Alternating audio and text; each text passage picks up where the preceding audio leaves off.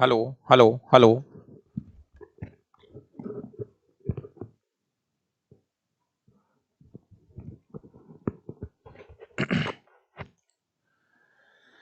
नमस्कार दोस्तों, मैं संजय डाबरा आप सभी विद्यार्थियों का हार्दिक स्वागत करता हूं डाबरा क्लासेज के इस ऑनलाइन प्लेटफॉर्म पर। सभी विद्यार्थियों को नमस्कार, गुड इवनिंग। और एक बार जल्दी से कमेंट करके बताओ भैया, आवाज वगैरह सब कुछ ठीक है?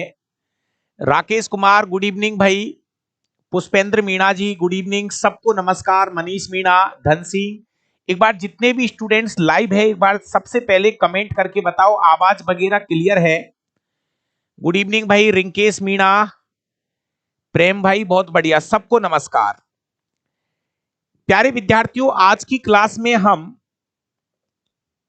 2024 का पेपर नंबर 20 स्टार्ट कर रहे हैं। आप सभी भाइयों को पता है कि हम लोको पायलट के 15 पेपर कर चुके हैं और अब ये जो पेपर चल रहे हैं ये पेपर है टेक्नीशियन वाले दोस्तों। और ये टेक्नीशियन का एएलपी के 15 पेपर हो गए हैं, प्लेलिस्ट में जाके देख सकते हो। एएलपी 2024 15 पेपर करा चुका है। अब चल रहे हैं टेक्नीशियन के पेपर और ये टेक्नीशियन का ग्रेड थर्ड का 5वां पेपर है मेरा भाई। टेक्नीशियन ग्रेड थर्ड का ये 5वां पेपर मैं आपको करा रहा हूं। क्लास का जो टाइम रहता है वो शाम को 8 बजे से लेके 9:15 बजे तक का हमने टारगेट किया हुआ है। प्यारे विद्यार्थियों, एक बहुत बढ़िया ऑफर आपके लिए चल रहा है। आप पूरा साइंस जो है मात्र 299 रुपए में पढ़ सकते हैं। जितने भी नए बच्चे हैं 299 में 299 रुपए के अंदर 1 साल की वैलिडिटी है। आप पूरा बैच लाइव और रिकॉर्डेड दोनों बैच में आपको उपलब्ध करा रहा हूं। इसमें आपको 200 घंटे का रिकॉर्डेड बैच भी मैं दे रहा हूं और ये बैच लाइव भी चल रहा है। 1 साल की वैलिडिटी है इस बैच की। अगर किसी भी भाई को बुक मंगानी है तो आप हमारे हाथ से लिखे हुए नोट्स ऑर्डर कर सकते हैं। पूरा एनसीईआरटी हाथ से लिखा हुआ है। जी हां, टोटल ही एनसीईआरटी हाथ से लिखा है। अगर किसी भी भाई को बुक मंगाना है तो मैं आपको जो नंबर दे रहा हूं आप उस पर कॉल कर सकते हैं और आपका बुक जो है वो ऑर्डर करा सकते हो। ये मेरा व्हाट्सएप नंबर है, आप इस पर कॉल करके अपना बुक जो है वो ऑर्डर कर सकते हैं। सभी भाइयों से निवेदन है कि कोई भी भाई फ्लिपकार्ट अमेजन से मेरी पुरानी किताब बिल्कुल नहीं मंगाए।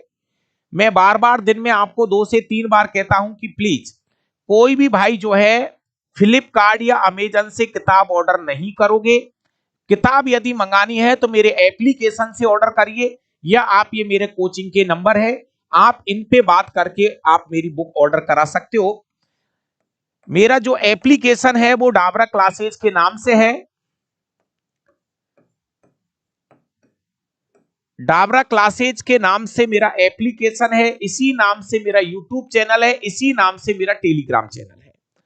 जैसे ये क्लास पूरी होगी आपको इस क्लास का जो पीडीएफ है वो डाबरा क्लासेज टेलीग्राम चैनल पे मिल जाएगा, है ना। कहीं भटकने की जरूरत नहीं है।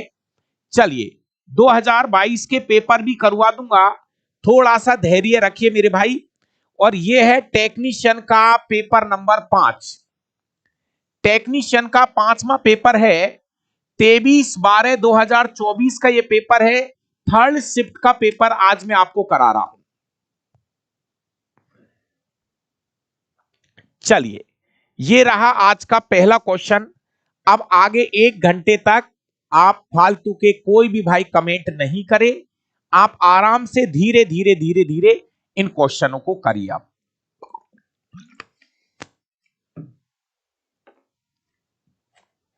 चलो भाई, आज का पहला क्वेश्चन आपकी स्क्रीन पर आ चुका है।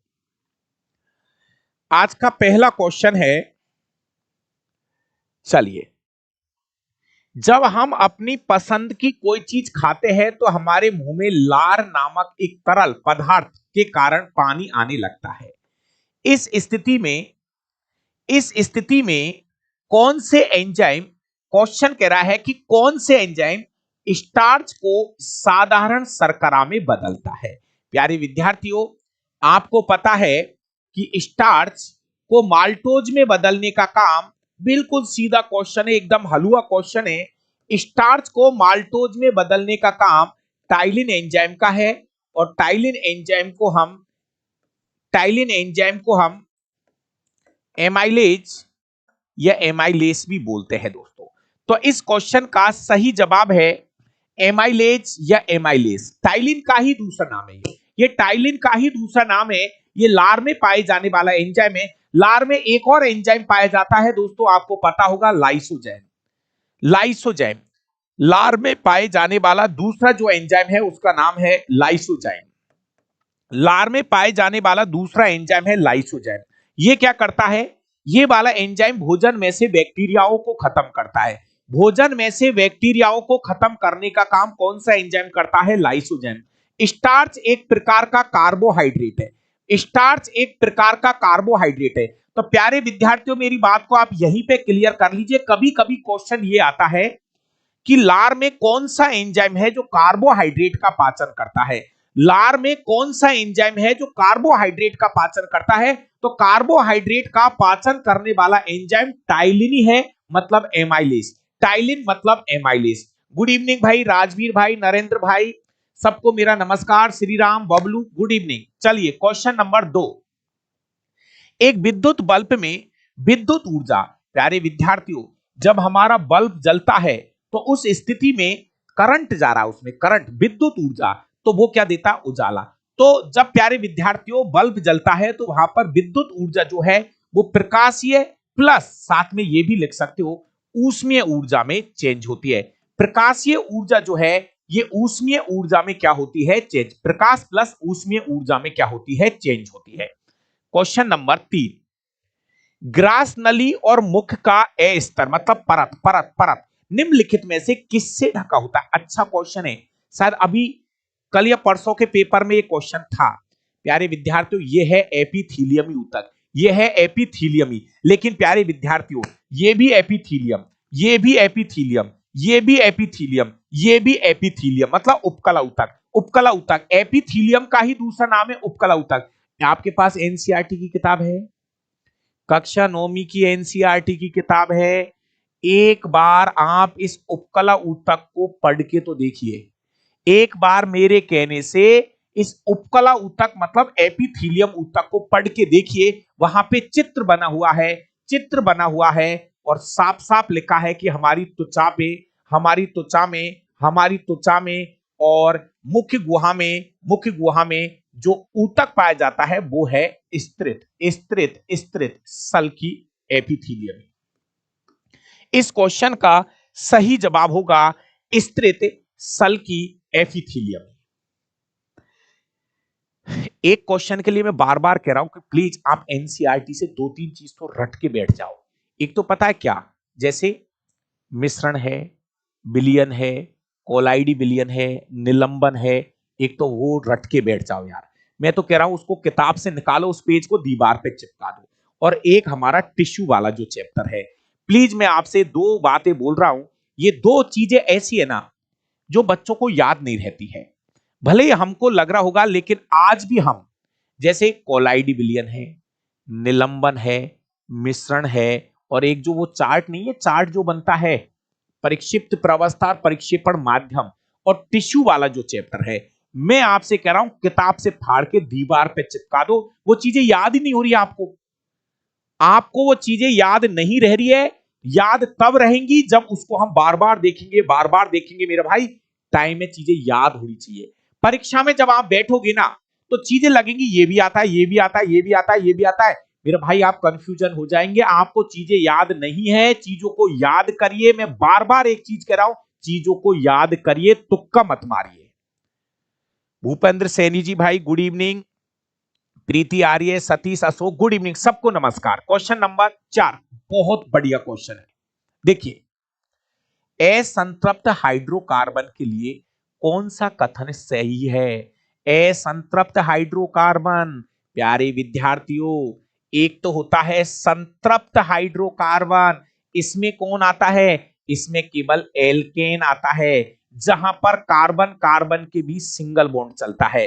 और एक होता है अनसैचुरेटेड, असंतृप्त हाइड्रोकार्बन, इसमें 2 चलते हैं मेरा भाई, इसमें 2 चलते हैं, एल्कीन और एल्काइन। एल्कीन और एल्काइन इसमें आते हैं। कार्बन कार्बन के बीच यहां डबल बॉन्ड रहता है, यहां कार्बन कार्बन के बीच ट्रिपल बॉन्ड रहता है।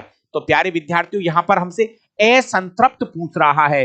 असंतृप्त मतलब एल्कीन और एल्काइन, एल्कीन और एल्काइन, एल्कीन और एल्काइन इसका सही जवाब होगा। Question number 4 right answer C होगा दोस्तों। क्लियर है? आइए अगला क्वेश्चन नंबर 5।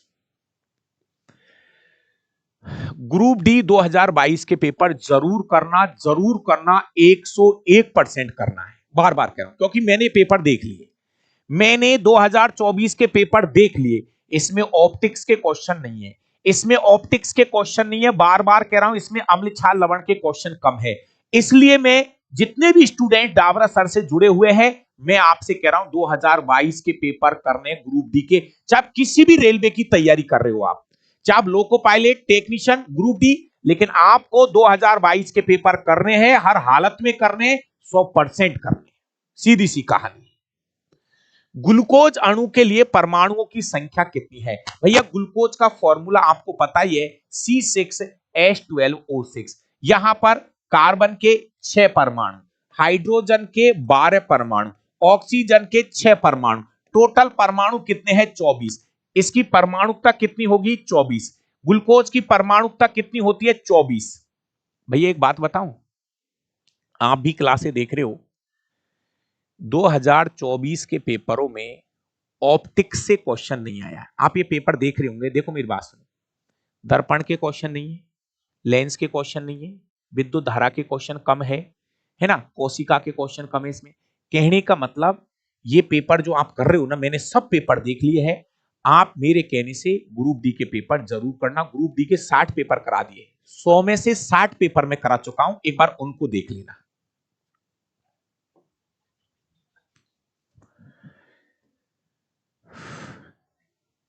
चार का सूत्र भैया, इसका सूत्र ये हो गया ना, CnH2n हो गया इसका तो, और इसका फॉर्मूला CnH2n-2 हो गया। कितनी बार लिखा दिया, हर बार लिखना जरूर थोड़ी है। चलिए क्वेश्चन नंबर 6, एक बार क्वेश्चन नंबर 6 देखो। निम्नलिखित में से कौन सा कथन सही सही नहीं है? सही नहीं है, कौन सा कथन सही नहीं है दोस्तों? आराम से करो। क्वेश्चन नंबर 6,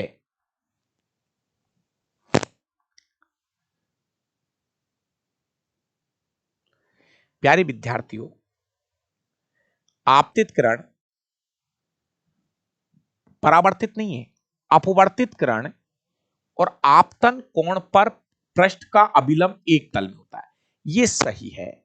ये अपवर्तन का नियम है, ये अपवर्तन का नियम है। ये आपतित किरण, अपवर्तित किरण और अभिलंब तीनों एक तल में होते हैं। दूसरा, क्या आपतन कोण का मान अपवर्तन कोण के बराबर होता है? नहीं, ये गलत है। ये ही आंसर टिक करना पड़ेगा दोस्तों। आपतन कोण का मान, जैसे मान लीजिए जब माना कि ये हमारा प्रकाश आ रहा है,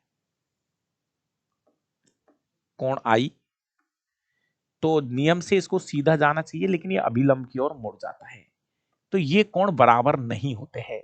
यहां पर कोण आई और कोण आर बराबर नहीं होते हैं। ऑप्शन नंबर बी यहां पे गलत हो जाएगा। अगला भी पढ़ लो। दिए गए माध्यम में प्रकाश की चाल अलग अलग रंगों के लिए, जी हां प्यारे विद्यार्थियों, प्रकाश की जो चाल है रंगों की तरंग दैर्ध्य पर भी निर्भर करती है। अलग अलग रंगों के लिए प्रकाश की चाल अलग अलग होती है, और ये भी सही है, और अलग अलग माध्यम में प्रकाश की चाल अलग अलग होती है। सबको पता है हीरे में प्रकाश की चाल अलग, कांच में अलग, अलग अलग माध्यम में प्रकाश की चाल अलग अलग होती है। आपको यह भी पता है कि निर्वात में प्रकाश की चाल सबसे ज्यादा होती है। निर्वात में प्रकाश की चाल 3 × 10⁸ मीटर प्रति सेकंड होती है। तो आपसे गलत पूछा है, बी ऑप्शन यहां पे सही हो जाएगा। क्वेश्चन नंबर 7, लवक और सूत्रकणिका में क्या समानता है? प्यारे विद्यार्थियों, ये प्लास्टिड या लवक की बात हो रही है, हरित लवक की बात हो रही है। और ये माइटोकॉन्ड्रिया की बात हो रही है। प्यारे प्यारे विद्यार्थियों, पहली बात तो देखिए, ये जो लवक है ये केवल पादप कोशिकाओं में पाया जाता है, जबकि सूत्र कणिका आपको दोनों जगह देखने को मिल जाएगा। थोड़ा चित्र दिखा दूं, लवक जो है ये दोहरी झिल्ली युक्त कोशिकांग है, माइटोकॉन्ड्रिया भी दोहरी झिल्ली युक्त कोशिकांग। थोड़ा समानता दिखा दूं मेरे प्यारे विद्यार्थियों, प्लीज थोड़ा सा देखिए। लवक के ऊपर भी डबल लेयर पाई जाती है, ये दोहरी झिल्ली युक्त कोशिकांग है। इधर माइटोकॉन्ड्रिया भी दोहरी झिल्ली युक्त कोशिकांग है। सबसे बड़ी खासियत, इनके पास अपना खुद का डीएनए पाया जाता है। मेरे भाई, इनके पास अपना खुद का डीएनए प्लस अपना खुद का आरएनए पाया जाता है। इनके पास अपना खुद का डीएनए और आरएनए पाया जाता है। दोनों अपना अपना डीएनए और राइबोसोम रखते हैं।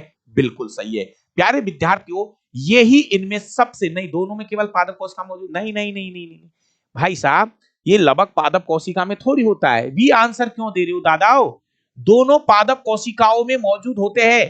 पादप कोशिकाओं में मान लिया दोनों एटीपी का उत्पादन करते, वो भी नहीं। दोनों में क्लोरोफिल होता है, नहीं। पहला राइट आंसर माना है इन लोगों ने।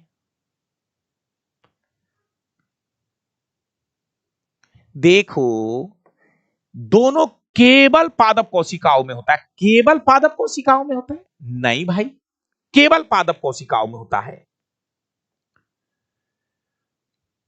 देखिए, इसमें हल्का सा कंफ्यूजन तो है।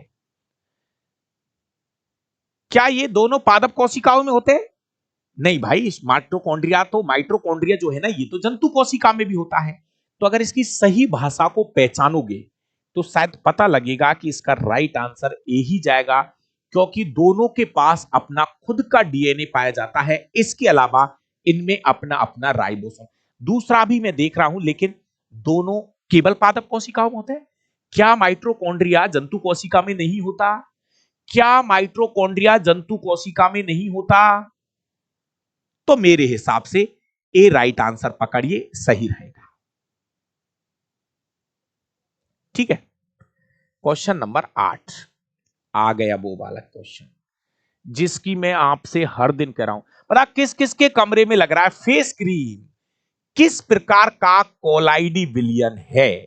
आ गया ना वो कोलाइडी विलियन।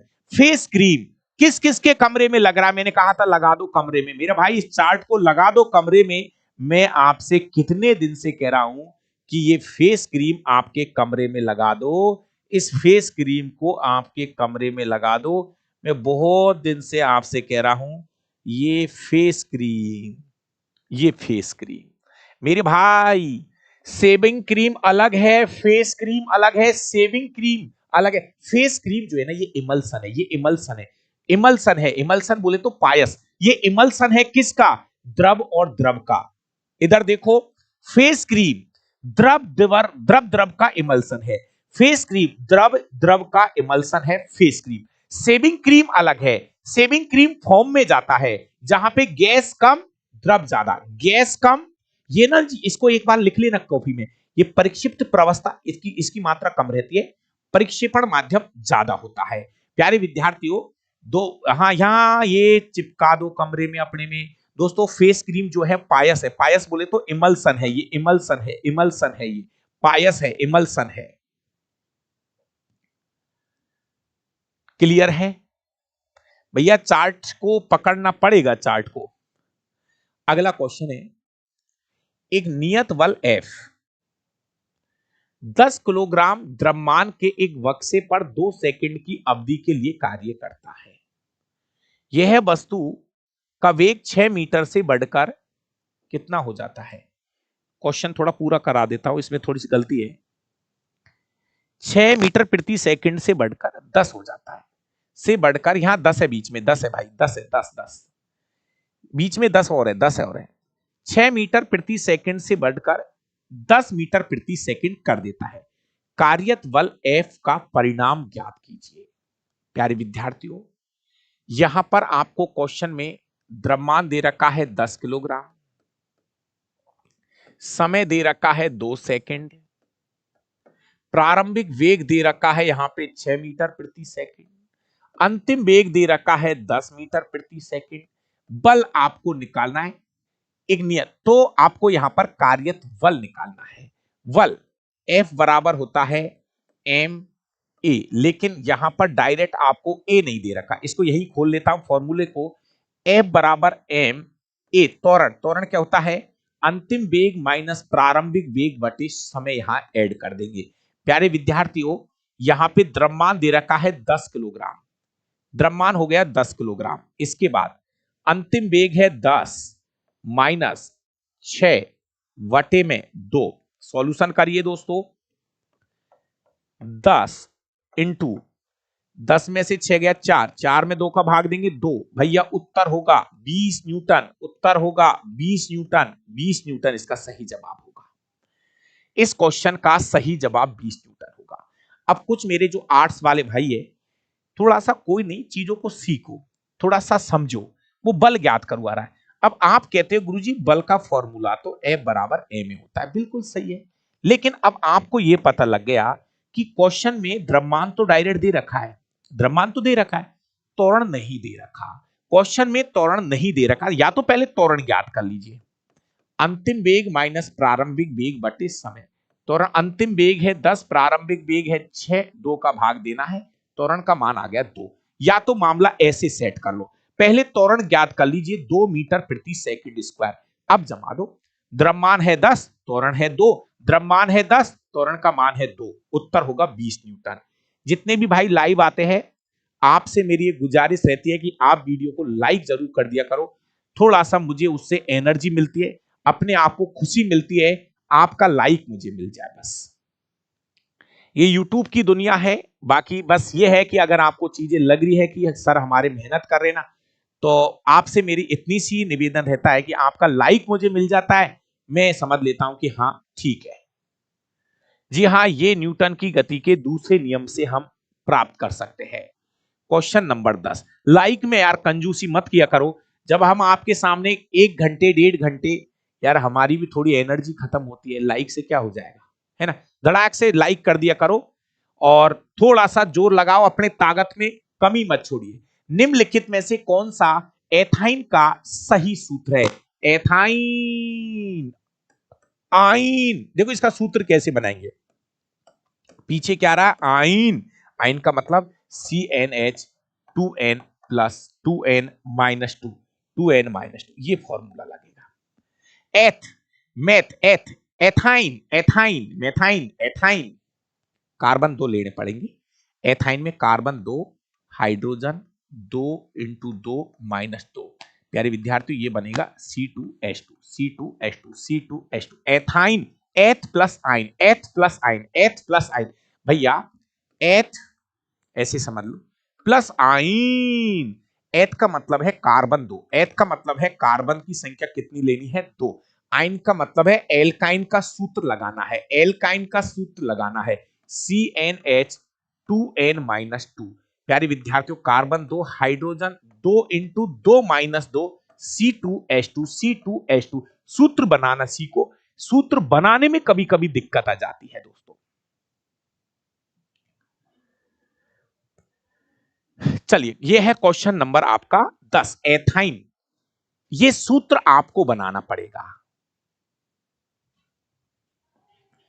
क्वेश्चन नंबर 11, प्यारे विद्यार्थियों, दाब में परिवर्तन करने पर निम्नलिखित में से किस पदार्थ की आकृति में न्यूनतम परिवर्तन होगा, तो ये तो आपको भी पता है, हमारे पास 3-4 चीजें हैं, ठोस है, द्रव है, गैस है, प्लाज्मा है। पदार्थ की वैसे 5 अवस्थाएं होती है, ठोस, द्रव, गैस, प्लाज्मा और VEC, बॉस आइंस्टीन कंडेंसेट। प्यारे विद्यार्थियों, आपको पता है आपके पास किस पदार्थ की आकृति में न्यूनतम परिवर्तन होगा, तो ये तो एकदम सीधा है, ज्यादा दिमाग मत लगाइए, ठोस है, लोहा है, कितना दबाओगे आप। 12 नंबर, पौधों में परिवहन के बारे में निम्नलिखित में से कौन सा कथन सही है, पौधों में परिवहन के बारे में बात हो रही है। क्वेश्चन नंबर 12,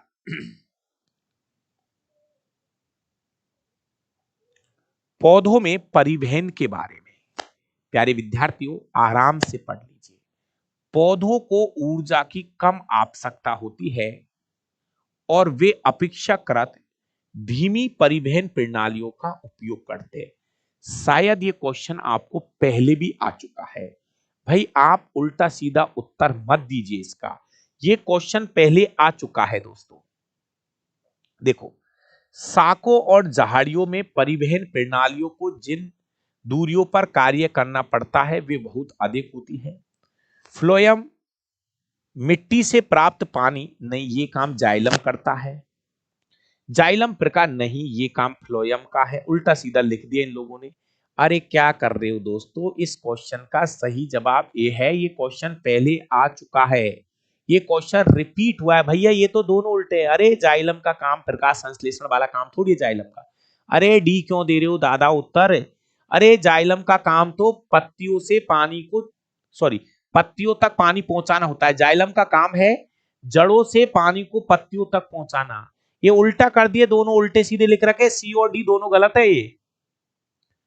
अरे दादा, जाइलम का काम होता है जमीन से पानी और खनिज लवणों को पत्तियों तक पहुंचाना, और फ्लोएम का काम होता है जो भोजन बनता है उसको पौधे के विभिन्न, ये उल्टे सीधे कर दिए, सी और डी दोनों उल्टे सीधे कर दिए। ए राइट आंसर है, इधर उधर भटकने की जरूरत नहीं है। पौधों को, ये लाइन को याद कर लो, ये रिपीट हुई है लाइन। पौधों को ऊर्जा की कम आवश्यकता होती है और वे अपेक्षाकृत धीमी परिवहन प्रणालियों का उपयोग करते हैं। जैसे हमारे अंदर जो एनर्जी है, मतलब ज्यादा एनर्जी चाहिए, हम ज्यादा वर्क करें, ज्यादा एनर्जी चलती है, तो इनके अंदर एक्चुअली धीमी परिवहन प्रणालियों का ये यूज करते हैं। इनको ऊर्जा की कम आवश्यकता होती है। राइट आंसर ए ही रहेगा, यही रुक जाइए। 13 नंबर, किसी वस्तु द्वारा सतह पर लंबवत लगाए गए बल को क्या कहते हैं? मेरे भाई देखो, एक कल मैंने इस चीज को थोड़ा सा देखा था। मेरे प्यारे प्यारे विद्यार्थियों, एक होता है दाब। दाब बराबर बल बटे क्षेत्रफल होता है। ठीक है, इसका मात्रक होता है न्यूटन अपॉन मीटर स्क्वायर बराबर पास्कल। ये दाब है। प्यारे विद्यार्थियों, ये जो प्रणोद होता है ना, प्रणोद, ये एक अलग तरीके से परिभाषित करोगे। प्लीज मेरे भाई इस शब्द को सीखिए। जो प्रणोद जो है ना, जिसको आप प्रणोद जो है, ये प्रणोद को मैं ये लिख दूं तो समझ जाना। प्रणोद एक प्रकार का बल होता है। इसका मतलब अगर बल सदिश राशि है तो प्रणोद भी सदिश राशि है। प्लीज इसको समझना, बहुत अच्छी बात बोल रहा हूं। बल का मात्रक न्यूटन होता है, तो जी हां, प्रणोद का मात्रक भी न्यूटन होता है। तो प्रणोद बराबर बल होता है प्यारे। और लेकिन आप इसको कैसे करोगे? लंबवत लगना है। मान लो आपने कोई कील ले रखी है, आप उस कील को ठोक रहे हो, तो लंबवत जो बल लगा रहे हो, लंबवत जो बल लग रहा है, मेरा भाई इस क्वेश्चन का सही जवाब प्रणोद है। दाब अलग चीज है। दाब बराबर तो बल बटे क्षेत्रफल होता है, इकाई क्षेत्रफल पर लगने वाला बल होता है। यहां पर लंबवत शब्द को पकड़ लेना भाई साहब। ये लंबवत जब बल लगा रहे हो, इसका मतलब आप प्रणोद लगा रहे हो, दाब नहीं मेरे भाई। इसका आंसर प्रणोद होगा। मैं आपसे एक लाइन बार बार बोल रहा हूं भैया, प्रणोद एक प्रकार का बल है, सी नहीं हो सकता। दाब अलग है, प्रणोद शब्द अलग है। यार क्या बात कर रहे हो आप मेरे प्यारे विद्यार्थियों। प्रेशर अलग है, दाब अलग चीज है, और ये जो प्रणोद है ये एक प्रकार का बल होता है। मत दो उल्टा सीधा जवाब। एक बढ़िया क्वेश्चन है भाई साहब, क्वेश्चन नंबर 14। एक प्रतिरोध जिसका मान 10 ओम है और 10 वोल्ट की बैटरी से इसको जोड़ दिया, 1 मिनट में, समय दे रखा है 1 मिनट में, उत्पन्न शक्ति और ऊष्मा। दो क्वेश्चन है इसमें। जितने भी भाई लाइव है, यहां पर आपको दो क्वेश्चन करने हैं। आपको क्वेश्चन में प्रतिरोध का मान दे रखा है 10 ओम, विभवांतर का मान दे रखा है 10 वोल्ट, आपको समय दे रखी है 60 सेकंड। प्यारे विद्यार्थियों, आपको दो क्वेश्चन याद करने हैं। शक्ति P बराबर, प्यारे विद्यार्थियों यहां पर शक्ति P बराबर क्या होता है? W अपॉन T, कार्य करने की दर को शक्ति कहते हैं। लेकिन यहां पर तो कार्य नहीं है, तो इसको आप शक्ति P बराबर V इंटू आई से भी ज्ञात कर सकते हो। सर वोल्टेज तो है लेकिन धारा नहीं है, निकालने भाई थोड़ी मेहनत करनी पड़ेगी। विद्युत धारा I बराबर, निकाल के देख ले, है ना। देखिए आपको पूरा लिख देता हूं। आपको पता है कि प्रतिरोध R बराबर होता है V अपॉन I। तो यहां पे I बराबर निकाल सकते हो V अपॉन R। दे रखा है ना, वोल्टेज 10 दे रखा है, वोल्टेज 10 है, प्रतिरोध 10 है, धारा का मान लगाओ ना 1 एम्पियर, 1 एम्पियर धारा है, आ रखी है धारा। अब देखो शक्ति P बराबर, वोल्टेज है मेरे पास 10, धारा का मान है 1 एम्पियर। प्यारे विद्यार्थियों शक्ति का मान 10 वॉट होगा, शक्ति का मान 10 वॉट आएगा, शक्ति का मान 10 वॉट आएगा। अब दूसरा क्वेश्चन, भैया हीट भी ज्ञात करनी है। H बराबर आई स्क्वायर आर टी, एच बराबर आई स्क्वायर आर टी, धारा का स्क्वायर मतलब 1 का स्क्वायर, इंटू प्रतिरोध कितना दे रखा है 10, समय का मान कितना है 60। प्यारे विद्यार्थियों 60 इंटू 10 600 जूल, 600 जूल उत्तर होगा। उत्तर पकड़िए 10 वॉट और 600 जूल, 10 वॉट और 600 जूल बी राइट आंसर है। बढ़िया क्वेश्चन सेट किया है मेरे भाई लोगों ने। कुछ क्वेश्चन वास्तव में अच्छे हैं, उनके आगे मोस्ट लगा के उनको पकड़ लिया करो भाई साहब, क्योंकि एक तो होता है डायरेक्ट क्वेश्चन करना, भैया सूत्र में धर दिया आंसर, यहां थोड़ा सा मेहनत की जरूरत है, थोड़ी सी मेहनत की जरूरत है मेरे भाई। जी हाँ, सभी दोस्तों को मैं बता दूं कि अपना जो एप्लीकेशन है डावरा क्लासेज के नाम से, उस पे शानदार ऑफर चल रहा है। आप मात्र 299 के अंदर साइंस का लाइव प्लस रिकॉर्डेड बैच जो है वो ज्वाइन कर सकते हैं। वो बैच लाइव भी चलता रहेगा और उसमें मैंने 200 घंटे का रिकॉर्डेड भी डाल दिया है। बुक भी ऑर्डर कर सकते हो, 200 सॉरी डिलीवरी चार्ज जो है ना वो फ्री कर रखा है, आप बिल्कुल उसको ऑर्डर कर सकते हो। अगला क्वेश्चन है, पेरेनकाइमा के बारे में निम्नलिखित में से कौन सा कथन गलत है? पेरेनकाइमा, कोलेनकाइमा, स्ट्रेनकाइमा, बार बार कह रहा हूं ऊतक वाला चैप्टर पढ़ना है। रिकेश मीणा बहुत सी बार किताब जो है, हरकेश भाई ये रिकेश भाई आपको नंबर दे रखे, एक बार आप बात करना, इनकी किताब के बारे में बताना क्या समस्या है, थोड़ा सा वेट कर लीजिए, कहीं कहीं पे बाढ़ आ रही है, ऐसी ऐसी समस्याएं हो रही है मेरे भाइयों, जहां पे बाढ़ आ रही है, तो किताब अगर 2-3 दिन लेट भी हो सकती है तो कोई बड़ी बात नहीं है। चलिए, बायोलॉजी की किताब जो है वो 300 रुपए की है।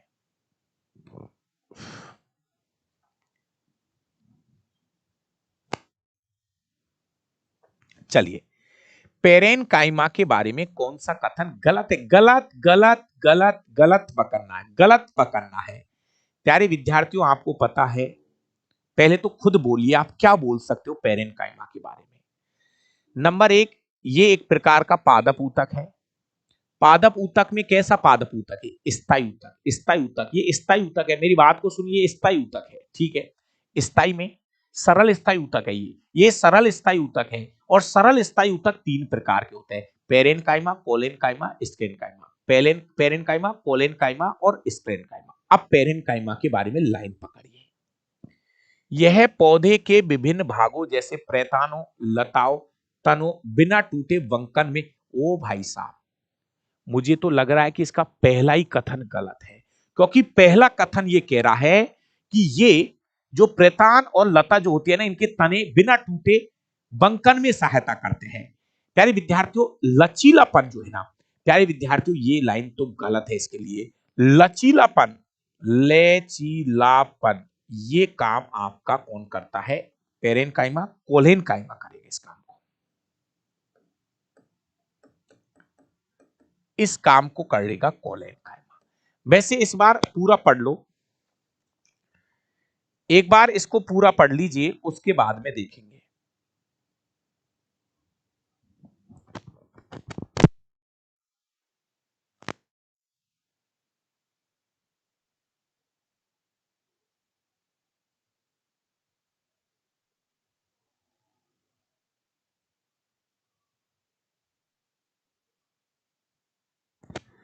हाँ भाई, ये आपका ए गलत है। अब नीचे वाले पढ़िए, इसमें पतली कोशिका भित्तियों वाली अपेक्षाकृत अपशिष्ट कोशिकाएं होती है। पतली कोशिका भित्तियों वाली, ये लाइन सही है। जलीय पौधों में पलवन में सहायता के लिए पेरेनकाइमा की बड़ी वायु गुहिका उपस्थित होती है, ये भी सही है। एरेनकाइमा जिसे कहते हो और आप, एरेनकाइमा। इसके अलावा पेरेनकाइमा की कोशिकाएं जीवित कोशिकाएं होती है और सामान्यतः शिथिल। भाई साहब देखो, एक छोटी सी बात बताओ, रियलिटी ये है कि बच्चों को इतनी लाइनें याद होती ही नहीं है, फिर भी मैं आपसे कह रहा हूं कि इस पेरेनकाइमा को आप एक बार,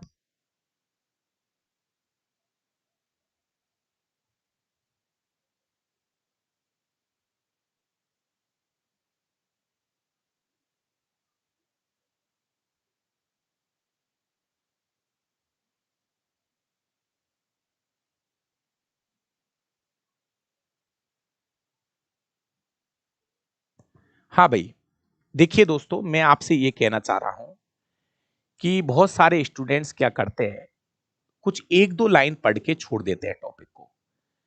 आपसे मेरी रिक्वेस्ट है, आप पढ़ तो रही हो, पढ़ तो आप रही हो, ऐसे नहीं नहीं पढ़ रहे हो, लेकिन लोग क्या करते हैं, जैसे एक लाइन पेरेनकाइमा से पढ़ ली, एक काम लाइन कोलेनकाइमा से पढ़ ली, एक लाइन स्क्लेरेनकाइमा से पढ़ ली। देखो मैं आपसे ये कहना चाह रहा हूं, वो आपकी मर्जी है आप कैसे पढ़ रहे हो, लेकिन मेरी आपसे रिक्वेस्ट है कि आप चीजों को पढ़ तो रहे हो। मैं ये नहीं कह रहा कि आप बड़ी बड़ी किताबें पढ़ो, लेकिन मैं आपसे ये कहना चाहता हूं कि एनसीईआरटी में जो लिखा है, एनसीईआरटी क्लास 9 और 10 में जो लाइनें लिखी है ना, मैं तो कह रहा हूं एक भी लाइन मत छोड़ना। कुछ लाइनें आपको बुरी लगती होगी, लेकिन मैं आपसे फिर कह रहा हूं, जिसने एनसीईआरटी की अगर कोई लाइन छोड़ी तो आपको दिक्कत आएगी, क्योंकि क्वेश्चन इस तरीके के आते हैं। मेरा भाई सच बताओ ना, तो ये बात आपको पकड़नी पड़ेगी कि पेरेनकाइमा के बारे में, कि इसमें पतली कोशिका भित्ति वाली अपेक्षाकृत विशिष्ट कोशिकाएं, पतली कोशिका भित्ति। मैं तो कह रहा हूं अगर इसको मोटी कर देता ना कहीं पतली की जगह, भाई साहब दिमाग की बत्ती जल जाएगी। मैं क्या कह रहा हूं, अगर इसकी जगह पे मैं पतली की जगह पे मोटी कर देता ना, मामला फेल हो जाएगा। इसलिए बस बार बार एक ही चीज कह रहा हूं, पढ़ तो आप रहे हो, लेकिन बस थोड़ा सा इसका तरीका ऐसा रखो, जो चीज पढ़ो ना उसको बहुत गहराई से पढ़ो, अच्छे से पढ़ो, याद रखना है, चीजों को याद रखना पड़ेगा। ये बुक में है, ये चैप्टर मैंने ऐड कर दिया है। जितनी भी नई किताबें जा रही है ना, उसमें टिश्यू वाला चैप्टर ऐड होके गया है भाई साहब। अगला क्वेश्चन देखिए, 1 बिलियन में, बढ़िया क्वेश्चन है, एनसीईआरटी से उठाया है दूसरा पार्ट से। 1 बिलियन में 280 ग्राम विलायक जल में 20 ग्राम साधारण नमक विलेय है। द्रव्यमान प्रतिशत के संदर्भ में बिलियन की सांद्रता का परिकलन कीजिए। पहले तो इसका सूत्र, जो कि अभी कल की क्लास में बताया था। प्यारे विद्यार्थियों, द्रव्यमान प्रतिशत अभी कल ही बताया था मैंने, द्रव्यमान प्रतिशत निकालना है। तो प्यारे विद्यार्थियों, ऊपर विलेय का द्रव्यमान, विलेय का द्रव्यमान, नीचे विलियन का द्रव्यमान, विलियन का द्रव्यमान इनटू में 100। मेरे प्यारे प्यारे विद्यार्थियों, विलेय, विलेय जिसकी मात्रा कम होती है, विलेय 20 ग्राम, विलेय जिसकी मात्रा कम होती है भाई, विलेय जिसकी मात्रा कम होती है। विलायक, बिलियन में क्या था, ओ भाई बिलियन बिलियन बिलियन, बिलियन में डायरेक्ट मत लिखना, बिलियन बराबर होता है विलेय प्लस विलायक। ए सुन ले मेरे भाई, बिलियन का मतलब है जिसमें दोनों चीजें होती है, बिलियन मतलब जिसमें दोनों चीज ऐड करके बोलिए। विलेय कितना है 20, विलायक कितना है 280, टोटल 300 ग्राम लिखना है, 300 ग्राम। बिलियन कितना लिखना है 300 ग्राम, उल्टा सीधा मत चेपिए, बिलियन 300 ग्राम इनटू में मेरे भाई 100। अब गुणा भाग आप कर लो, 2 जीरो से 2 जीरो काट दीजिए, अब भाग दे लो, 6×18 6.66%। डी आंसर राइट है। भैया नीचे बिलियन के बारे में लिखना है, क्वेश्चन कहां से लिया है एक बार चेक करिए, एनसीईआरटी क्लास 9 लेसन नंबर 2 से उठाया है, लेसन नंबर 2 से लिया है। भैया नीचे विलियन, विलियन में दोनों ऐड करके लिखना पड़ता है, विलियन में दोनों चीजें ऐड करनी होती है, विलेय प्लस ब्लैक। विले प्लस ब्लायक। मनुष्यों के उत्सर्जन तंत्र से संबंधित निम्नलिखित में से कौन सा विकल्प सुमेलित नहीं है? सीधा क्वेश्चन है, टेंशन मत करिए।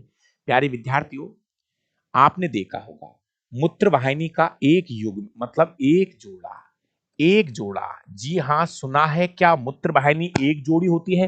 किडनी एक जोड़ी, जी हां गुरुजी, एक जोड़ी हमारे अंदर किडनी होती है। मूत्र मार्ग का एक जोड़ा, क्या मूत्र मार्ग एक जोड़ा है? किस किस के मूत्र मार्ग एक जोड़ा है? मूत्राशय अयुग्मित मतलब एक एक एक एक। बताइए भैया क्या है इसका आंसर? बताओ बताओ, मैं देखता हूं इसका जवाब कौन क्या दे रहा है, मजा आ जाएगा। Ravi Meena the answer. गोलू जी जवाब दो भाई, लगाओ जवाब लगाओ थोड़ा सा यार, कभी कभी तो देख लीजिए करो आपका जवाब। बहुत बड़ा, अरे दादा 66 नहीं आएगा, क्यों बार बार 66 लिख रहा है जबरदस्ती? है जबरदस्ती इंटेलिजेंट बन रहा है, 66 कौन से? अरे मैथ तो मेरी कमजोर है ही है, इतनी भी नहीं है कि 6 को 66 लिखेगा तू। प्यारे विद्यार्थियों, अपना जो तंत्रिका तंत्र है, चित्र को अच्छे से देख लेना।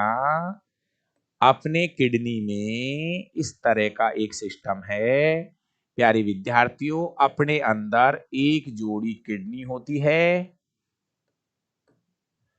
एक जोड़ी मूत्रवाहिनी होती है, मूत्रवाहिनी भी एक जोड़ी है, एक मूत्राशय होता है अकेला, एक मूत्रमार्ग होता है। अरे मूत्रमार्ग दो किसके है? किसी के दो मूत्रमार्ग है क्या ये? हैं? अरे दादा, मूत्र मार्ग कितना है? एक जोड़ा मूत्र मार्ग है तुम्हारे, ये गलत हो गया, ठीक है ना? मूत्र मार्ग एक जोड़ी नहीं है, एक ही होगा ना सिस्टम आपके मूत्र मार्ग के। दो मूत्र मार्ग है, दो मूत्र मार्ग किस किस के? दो है ना? तो मामला आपके एक ही होगा मूत्र मार्ग। पता नहीं आप भी क्या है, एक ही मूत्र मार्ग है दो वाड़े भी तो नहीं है, दो वाड़े है क्या किसी के? चलिए, जब धातु तनु हाइड्रोक्लोरिक अम्ल के साथ अभिक्रिया करती है, सीधा पकड़ के बैठिए इस उत्तर को। जब धातु जो है ना प्यारे विद्यार्थियों, लाइन को हिंदी में याद कर लीजिए, जब धातु की क्रिया अम्ल के साथ कराते हैं तो लवण बनता है और साथ में हाइड्रोजन गैस बाहर निकलती है, साथ में हाइड्रोजन गैस बाहर निकलती है। प्यारे विद्यार्थियों, यहां पर आपको यह ध्यान रखना है, ये जो हाइड्रोजन गैस है, एक क्वेश्चन और ऐड कर लेना यहां पे, ये जो हाइड्रोजन गैस है, जब इसके पास जलती हुई मोमबत्ती लेके जाते हैं, सुन ले इस क्वेश्चन को और ऐड कर लेना, जब हाइड्रोजन के पास में जलती हुई मोमबत्ती लेके जाते हैं तो पॉप साउंड जो है, फट फट की ध्वनि के साथ हाइड्रोजन का दहन होता है दोस्तों। 19 नंबर, जब रिक्त स्थान दाब हो तो ठोस कार्बन डाइऑक्साइड सीधे गैसीय अवस्था में चली जाती है। बढ़िया क्वेश्चन है, एनसीईआरटी पाठ नंबर 1 से क्वेश्चन लिया है। एनसीईआरटी के पहले पार्ट से क्वेश्चन इन्होंने उठाया है, जब एक एटीएम, जब हमारा वायुमंडलीय दाब एक एटीएम हो, एक एटीएम दाब पर ठोस कार्बन डाइऑक्साइड, जिसको आप ड्राई आइस बोलते हो, ठोस कार्बन डाइऑक्साइड जिसको आप शुष्क बर्फ कहते हैं, ये सीधे ठोस से गैसीय अवस्था में चले जाते हैं, जिसको आप ऊर्ध्वपातन भी बोलते हो प्यारे विद्यार्थियों। ये जो प्रोसेसिंग होती है, ये एक एटीएम पे होती है। अब मुझे आप कमेंट करके बताओ, एक एटीएम दाब किसे कहते हैं? एक एटीएम दाब किसे कहते हैं? केवल परिभाषा पूछ रहा हूं, एक एटीएम दाब किसे कहते हैं? समुद्र तल पर कितना दाब को एक एटीएम दाब पुकारते हो आप? पृथ्वी की त्रिज्या पूछिए, लगा दो टिक, क्योंकि ये क्वेश्चन कक्षा 9वीं के गुरुत्वाकर्षण वाले चैप्टर में है। प्यारे विद्यार्थियों, मैं तो कह रहा हूं, जब आप ग्रुप डी के पेपर करोगे ना, तो पृथ्वी का द्रव्यमान भी पूछा हुआ है। तो ये पृथ्वी की त्रिज्या और पृथ्वी का द्रव्यमान, ये दोनों क्वेश्चन कक्षा 9वीं के गुरुत्वाकर्षण वाले पाठ में है। इसलिए पृथ्वी की त्रिज्या 6400 किलोमीटर है। इसको आप मीटर में भी चेंज कर सकते हो, इसको आप मीटर में भी चेंज कर सकते हो दोस्तों। 6400 को आप 1000 से गुणा करिए तो इन्होंने क्या लिख देते, इसको क्या लिखते हैं लोग, 6.4 इंटू 10⁻6 मीटर भी लिखा हुआ मिल जाएगा कहीं कहीं पे ये आपको 6.4 इंटू 10⁻6 मीटर। बस मैं इसी क्वेश्चन के साथ आप मुझे पृथ्वी का द्रव्यमान कितना होता है कमेंट करके बता दीजिए। पृथ्वी का द्रव्यमान कितना होता है दोस्तों, कितना होता है कमेंट करके बता दो। ये एनसीईआरटी 9वीं की क्लास में दे रखा है। हाँ, जोधपुर से भाई गोलू भाई, बहुत बढ़िया, सबको नमस्कार। मनोज, महेंद्र, अमित कुमार जी, गुड इवनिंग सबको। मेरा भाई अगला क्वेश्चन है चूने के पत्थर का, बढ़िया क्वेश्चन है।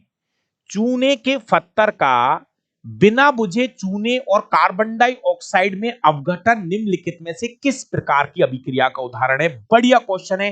मैं तो कह रहा हूं कि ये हमारे पहले चैप्टर में दे रखा है क्वेश्चन। पहले चैप्टर में जहां पर संयोजन अभिक्रिया लिखी गई है वहां पे पीले रंग में ये आपको एक अलग ही कलर में लिख रखी है ये वाली बात। जी हां, पृथ्वी का द्रव्यमान 6 इंटू 10⁻24 किलोग्राम होता है। बिल्कुल भाई दिलीप पटेल जी। अब बताओ इसका जवाब मुझे।